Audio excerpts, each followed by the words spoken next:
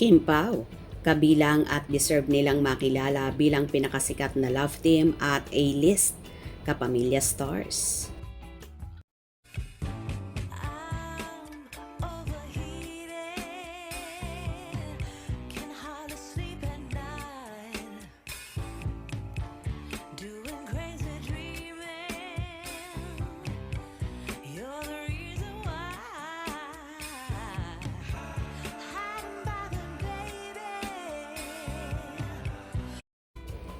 Deserve naman ng Kim Pao love team ni Kim Chiu at Paolo Avellino ang makasama at makilala bilang A-list kapamilya stars at pinakasikat na love team ngayong taon. Alam naman ng lahat na in-demand at most popular love team talaga ang Kim Pao. Hindi lang sa Pilipinas kundi sa iba't ibang panig ng mundo. Sila nga lang ang pinakaunang love team na nagkaroon ng concert or Love Kim Pao World Tour na naging successful. At posible nga magkaroon pa ito ng second leg. Ang nasabing world tour na yon pagkatapos siguro ng ilan pang commitments ng The Superstar Love Team. Patuloy na namamayagpag sina Kim at Paolo bilang isa sa pinakamatibay na tambalan sa industriya ngayong taon sa sunod-sunod nilang proyekto at sa matinding suporta ng kanilang fans.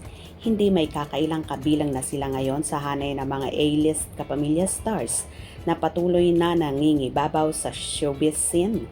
Mula nang unang mapanood ang kanilang tambalan, agad na napansin ng publiko ang kakaibang chemistry nila sa screen.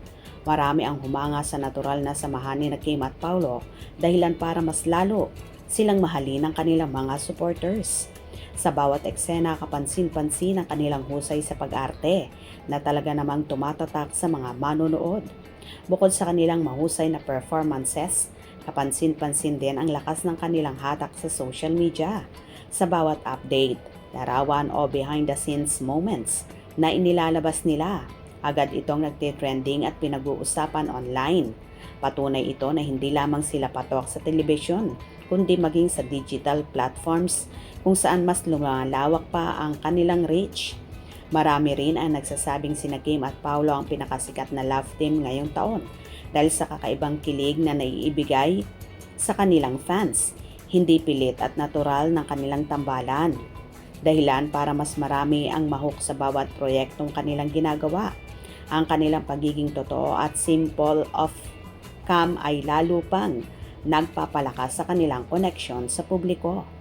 Hindi rin matatawaran ang kanilang individual star power. Si Kim ay nananatiling isa sa pinakasikat na kapamilya actress host, habang si Paolo naman ay patuloy na kinikilala bilang isa sa pinakamahusay at pinakarespetadong aktor ng kanyang henerasyon. Kapag pinagsama ang kanilang talento, mas lalong lumalakas ang kanilang appeal bilang tambalan.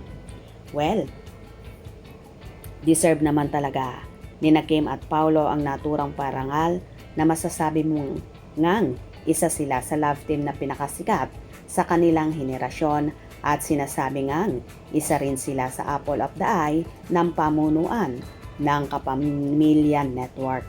Kayo ba naniniwala dito? Hope you enjoyed.